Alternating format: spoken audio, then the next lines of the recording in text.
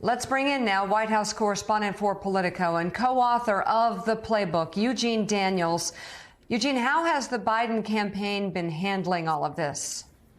They've been ignoring it. For one, they are working very hard to ignore it publicly. They're obviously watching, they are paying a lot of attention, but they're doing everything they possibly can to stay out of this as long as they possibly can. Any official that you talk to within the White House, on the nascent campaign, or just kind of in Biden world, will say you're not going to see Joe Biden talk about this. You're not going to see Kamala Harris talk about this on the campaign trail or in any avenue at all, because you're already hearing from Republicans the main argument is that Joe Biden went and told Jack Smith and the Attorney General Merrick Garland to do this, and that is not what they want out there, and so they're doing everything they can. It gets frustrating when we're in the briefing room with Karine Jean-Pierre because anything that even smells like it's connected to this case or underlying issues in this case that could come up, they stay very, very far away, and that's not going to change.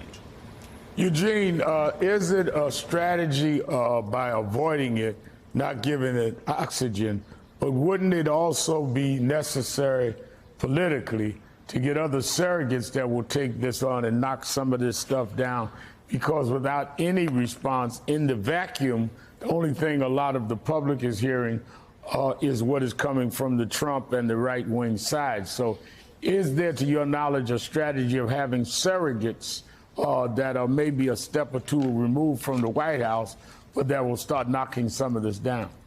Yeah, Rev, you're channeling some of the frustrations that we hear from Democrats all the time, especially Democrats on the Hill when it comes to the Biden administration and also now the campaign, is that they don't always feel like they're on the offense enough, that they're constantly on the defensive, and they don't always want to speak up on things that could be politically beneficial because of what's happening here at the White House, because of the administration, and because they're trying to be extremely careful. And so, yeah, you are going to see a lot of the Democrats on the Hill, kind of the folks that we see on this network and others already, talk about this, the Plaskett's, those kind of folks who were involved in maybe the January 6th case or committee, the folks who have investigated Donald Trump during his impeachments, who kind of know how he operates to tie some of those things for the American people. But they want to make sure that those people stay 1, 2, 3, 4, 5 degrees away and aren't getting kind of their cues from this administration on what they want to see, what they want to do. They want those people to stay completely independent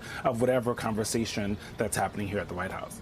And Mika, while the president's not talking about the legal challenges facing Donald Trump, he kind of quietly launched his re-election campaign last week. Well, no one was really noticing. I mean, of course, declared back in April, hasn't really done much to this point. But this past week, he had a series of official events that highlighted Democratic priorities, big ones like guns, but also smaller ones like junk fees that have proven very popular in polling.